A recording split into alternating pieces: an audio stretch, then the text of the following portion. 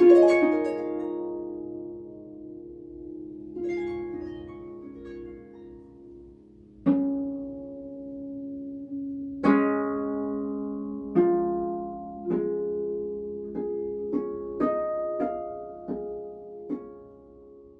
you for joining us. Our goal is to bear witness together. Bearing witness is a sacred act. It changes the one who bears witness as much as it changes the one who is witnessed.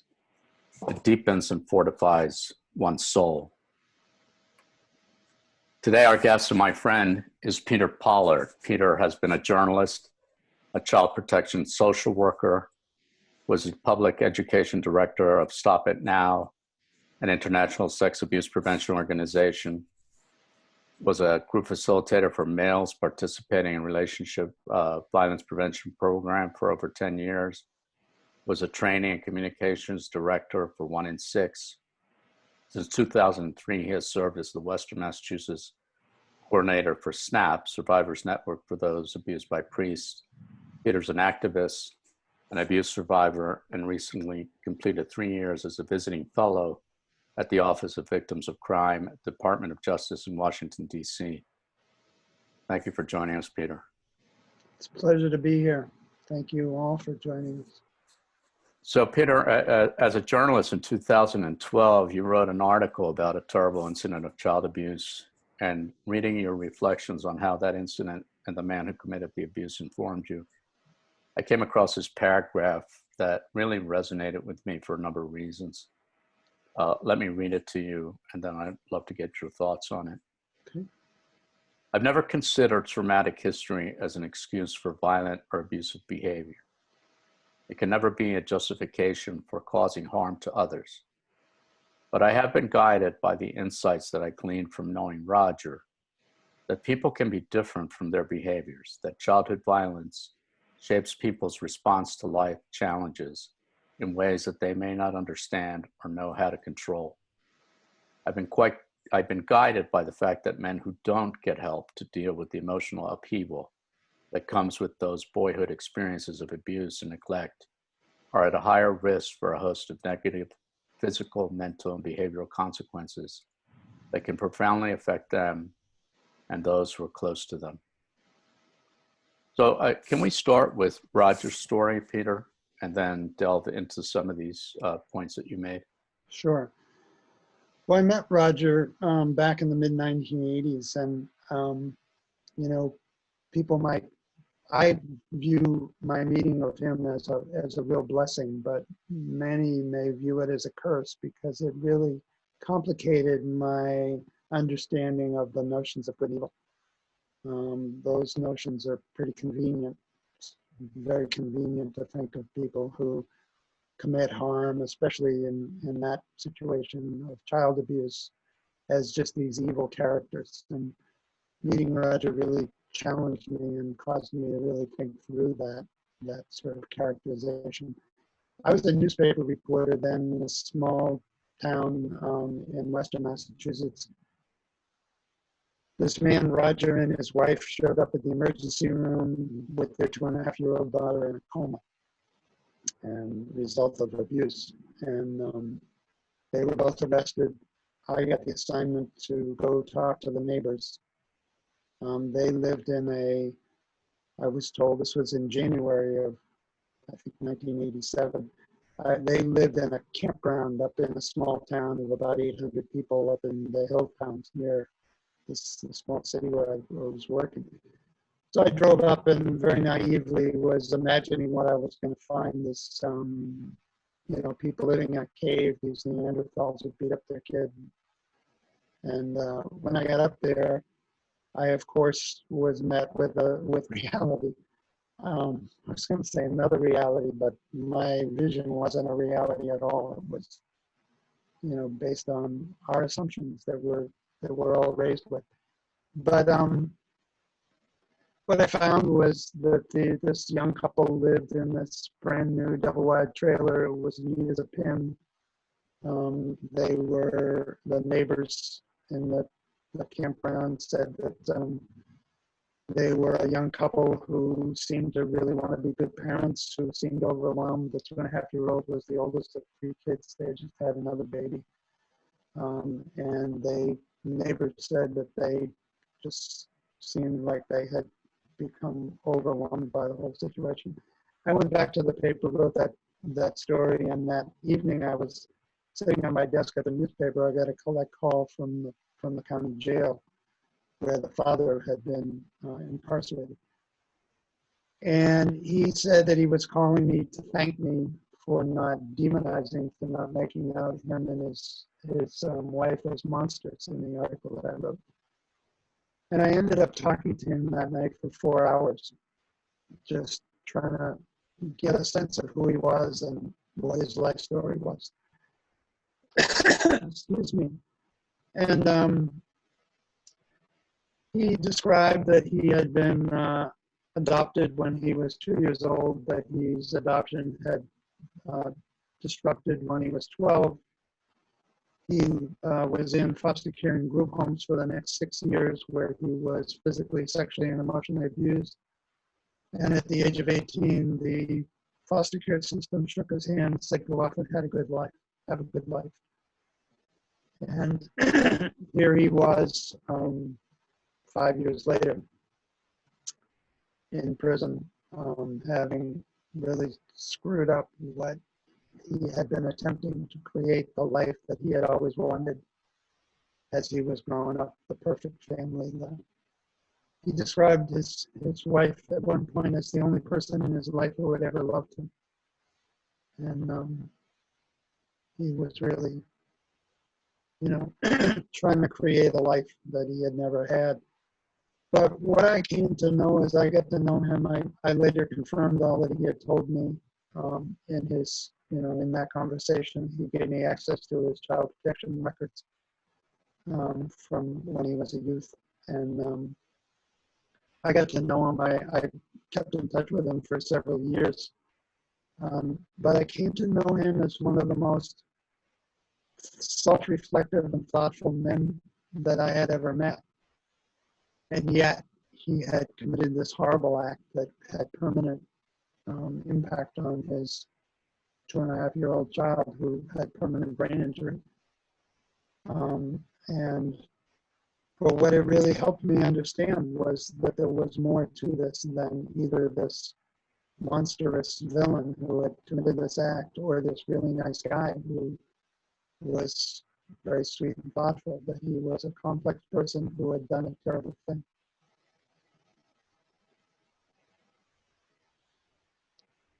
You are on mute. Can we dive into that under the guise of ACEs, adverse childhood experiences, so you can describe? You talked about all the trauma that he experienced and how that impacts how we engage as adults in the world. Yeah, I want to reiterate at the start that what I said in that paragraph, that trauma never justifies hurting another person, but it really does explain things in a way that if we ignore it and we just approach someone as this bad person, we're never really gonna influence any kind of change or give any resource for any kind of change. What I discovered with Roger was that he really had, he'd been striving for a normal life. He had enormous loss in his life, enormous history of trauma. And he had made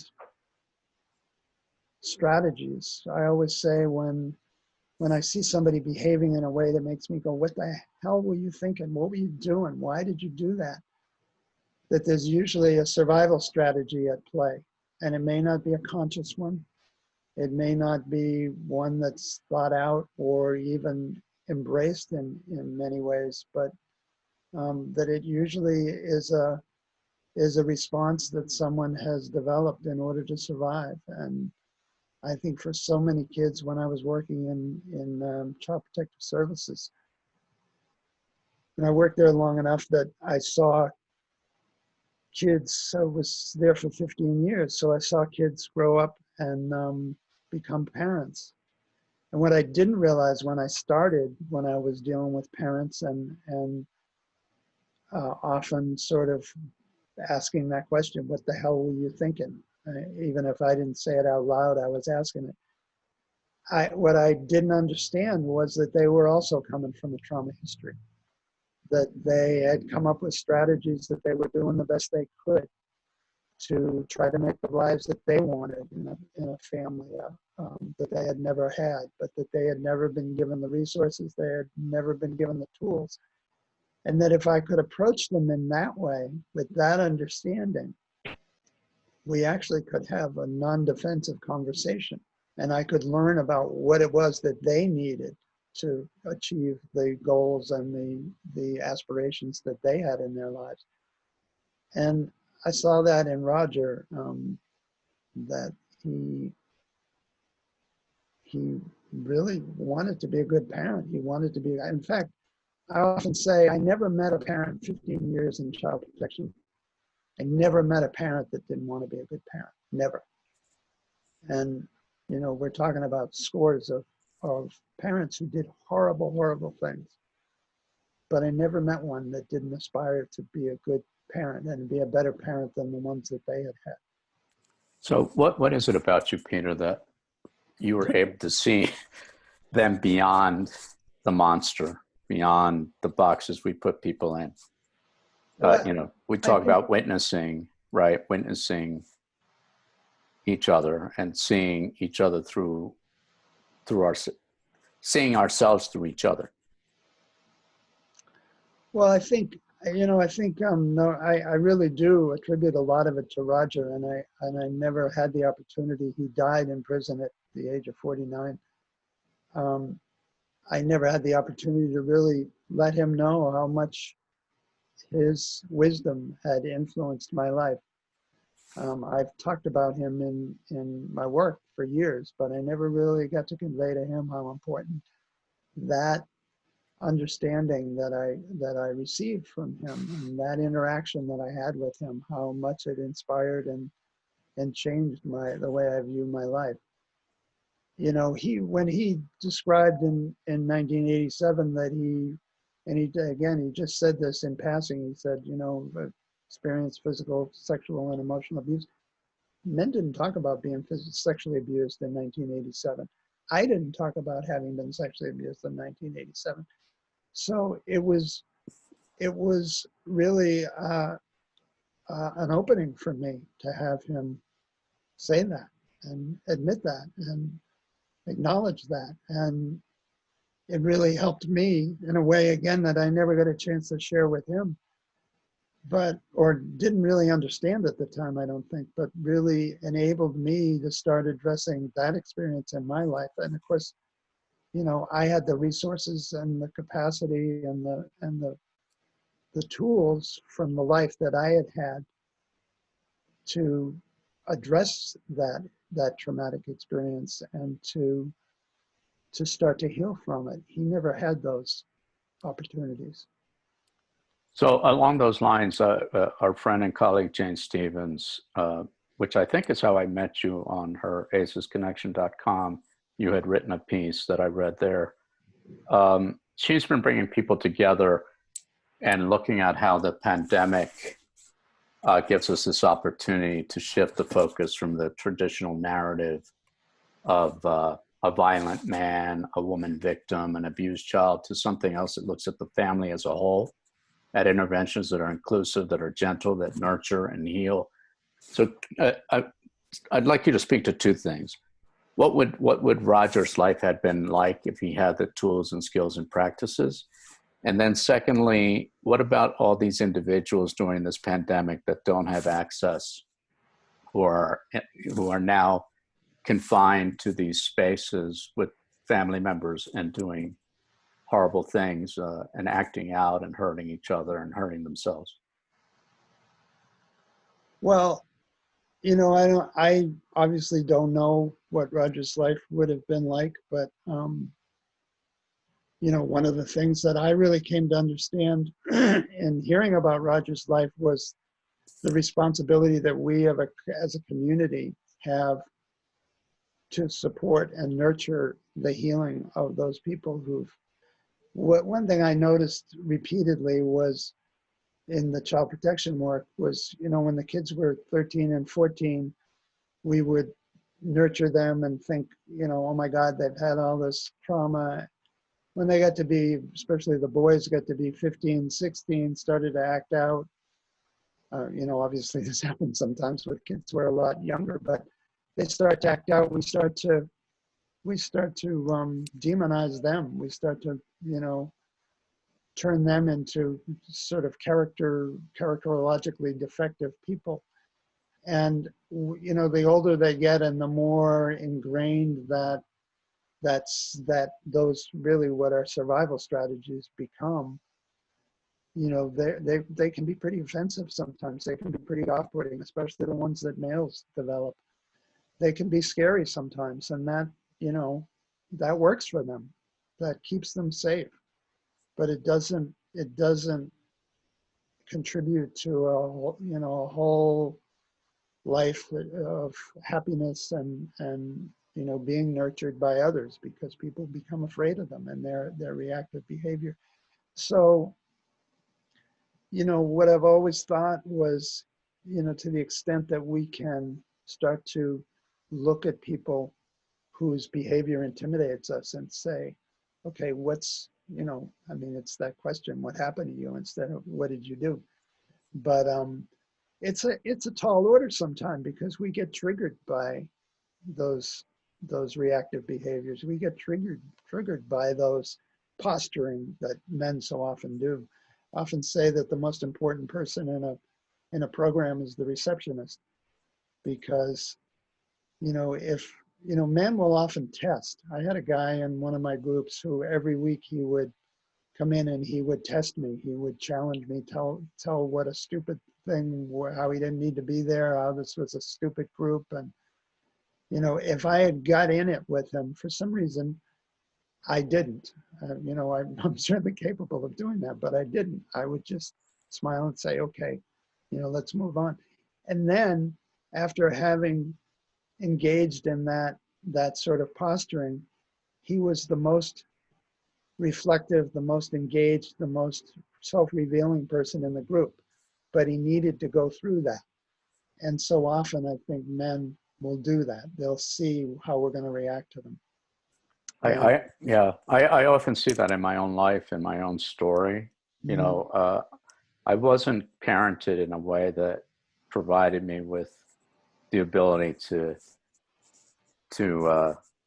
be empathetic towards others, or be able to listen, or be able to self-regulate, but neither was my father, right? And so you can't love someone unless you love yourself. And so I think in reference to what you're saying, I've been there, and it was when I was looking for a male role model, right? And someone who would actually create a safe space for me, so that I could be who I am without having all these defenses, which sounds like what you're describing. Gradually, he felt safe with you enough to be able to be vulnerable. Right. And I think, what I set out to do was create an environment, create a space that supported the dignity of the people in the group, that, gave them the sense, and I define dignity as a sense of positive self-regard. A lot of people define it different ways, but I think everybody's born with that right to that. And, so many of parenting styles, so many of criminal justice styles use shame and other methods to diminish that sense of dignity. And I actually think that shame, that sense of I'm not worthy, I'm not worth being here, is what drives. It's a survive. If you feel that way, in order to survive, you have to fight. You have to fight your way out of the corner. If you've been told you're not worthy to live, you're not worthy to be loved, you have to come out of the corner swinging, and that's what a lot of people do who've experienced trauma and who've had that sense of shame imposed on them. And I think the challenge is to embrace and instill a sense that they have a right to have dignity, no matter what they've done, no matter how they've behaved, no matter who they've hurt. They still need to be accountable, though. They absolutely but you need to hold those two things. There needs to be this sense of this balance between accountability and a sense of embracing dignity for everybody. So And the second part of that question that I asked you, Peter, about people of color, even with the virus and the pandemic, they're disproportionately being infected in communities of color. And then they're disproportionately represented in our criminal justice system. Just what are your thoughts on that? well, I think the ACE study, gives us a lot of clues about that. I mean, you experience trauma, and there's a measured, rated response, the amount of trauma you've experienced, and to physical and behavioral consequences. So if you're already experiencing significant health challenges, and the COVID virus comes along, you're at a much higher risk. If you're already, not able to care for yourself, to provide a safe environment for yourself, if you're already emotionally dysregulated, you become at a higher risk for physical actions, for behaviors that are going to harm yourself or others. But again, if we start to see those as survival strategies, not deficits, it really changes the way we approach them. I'm a real advocate for using person-first language, talking about someone who's been harmful or abusive towards someone else, a man who's been harmful towards or abusive towards a partner, rather than an abuser or a batterer. We don't label them. And, this all started with people with disabilities who didn't want to be characterized and labeled solely by some deficit that the world saw in them. So rather than somebody who's a schizophrenic, they wanted to be identified as a person who has schizophrenia. The same is true, I think, for people who've been victimized. I don't want to be identified for the rest of my life as a victim or a survivor even. Sexual abuse was something that happened to me many, many years ago. It's now a small part of who I am. It certainly has affected me and will affect me every day till the day I die, but it's not who I am. And I think that's also true for people who've, don't want to be defined by the worst thing they ever did. Mm.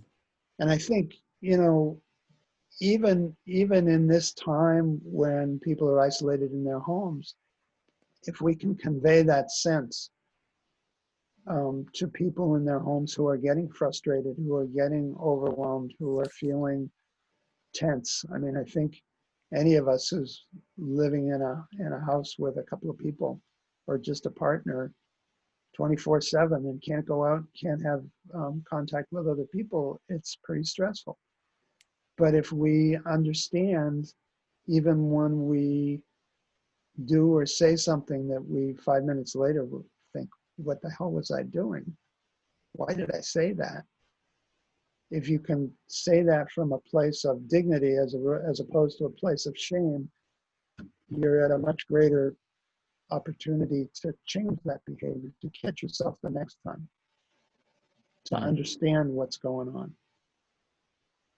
And yeah. So that requires tools and practices, right? I'm one of those men who I knew I was going to hurt somebody or hurt myself, and I didn't have the skills to go, don't do it, right? Even though I would say to myself, I don't want to do this, I would do it, and it would give me on some level some sense of relief or release in the moment, and then I'd carry this tremendous shame afterwards, right? Yeah, I mean, I don't have any evidence for this, but I've always felt like, and, certainly anecdotal and observationally, that, that often I think those behaviors come from that sense of shame, that sense of, being challenged, being at risk, being ashamed, being, feeling like your safety, your survival, your sense of well-being is being challenged. And so you lash out, because that's the only tool you have. And again, to the extent that we can instill in people the sense that they deserve to have dignity and that there are ways to do that. Now, I don't have any great answer as to how you do that with people who are isolated. I mean, I think, I've heard of mechanisms, all of us are participating in Zoom meetings, telephone meetings. If, in a lot of communities, they don't.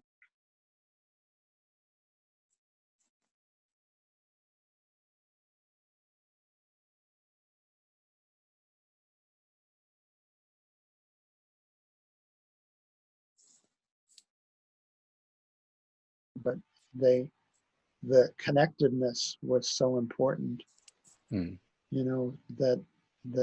was really the key to sort of keeping those people in a place of feeling safe, that sense of connection. Always felt like establishing a safe relationship was the most important intervention any of us could ever make as providers, more so than any tool or any theory or any intervention we could make. That the most powerful thing we can do is create a safe relationship with the people we hope to help. And something you spoke about, a tool that you really like that helps you do that is motivational interviewing. Yeah, the thing I love about motivational interviewing is this notion that people are, people need to be empowered to change their own lives. They don't need to be told what to do. Motivational interviewing was started to serve people who had substance problems, substance issues, addictive issues. And the notion was that people really do know they're ambivalent. They're not, 90% a drug addict or an alcoholic and 10%, something else. That most often people know and they wanted a different life. They know that their behaviors are a problem to them and to the people they love, and they want to change them. But if somebody comes in with shame and says, you're bad, you just got to get your act together and change, it sort of raises the other side of the argument, the other side of the ambivalence, that they have to protect themselves or feel the shame. And so it actually drives people further into their behaviors, that sense of shame. So, the thing about motivational interviewing, and it's a little scary because it requires us to step back and say, what's best for you, what do you need? And not say, you just got to stop that, But, there's research that shows that one session of motivational interviewing is in some instances more powerful than 6 months of treatment. Wow. Because it's that sense of empowerment. It's that sense of How do you want to change? And then measuring those little changes, being supportive of those change steps. Well, also change is a process, right? Mm, It's so we're really good at trying to fix people, yeah. right? Versus being patient with ourselves and others in terms of our own journey. I mean, in reference to what happened to you at 16, would you say that you're ever fully healed, or is there such a thing as, or is that, I don't really. You know, I mean, it's still a part of who I am, you know. Um, I don't I don't think you're ever healed. I mean, if you're in a tornado, you know, did Dorothy ever heal? You know, did Toto ever heal? Right. You know, you move on, you add things to your life that, you know, um, I'm also a college graduate. So, you know, I don't define myself as a college graduate. I don't define myself as a survivor. Those are things that happened in my life. You know, I'm not going to recover from being a college graduate. I'm not going to heal from that. But, um, you know, all of these things are experiences, and you make, you know, you do with them what you do. I think the danger is that in the insistence, if you don't feel you're worthy of the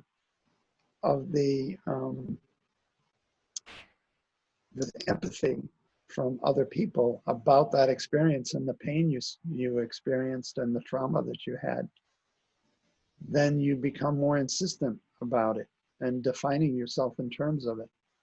Mm. And I was found in the groups that I facilitated, when men were able to feel safe and able to acknowledge and be validated in their own trauma, they were much more able to be more empathic about the harm they could cause. Mm. Did you ever run women's groups? I never did. Mm-hmm. Not for that issue. I facilitated mixed groups for people who had been sexually abused, Mm-hmm. but never ran groups around partner violence for Mm. women. So what are your parting words to us, Peter? What wisdom do you have for where can we You go with know, this in terms of all the wisdom I have has come from other people. I mean, mm, that's mm, from the mm, you know, my wisdom is to listen, mm, mm, to listen to what people need, to, you know, to not judge them for what they've done, to hold them accountable for the harm they've caused, and to support their dignity in everything we do. thank you, brother.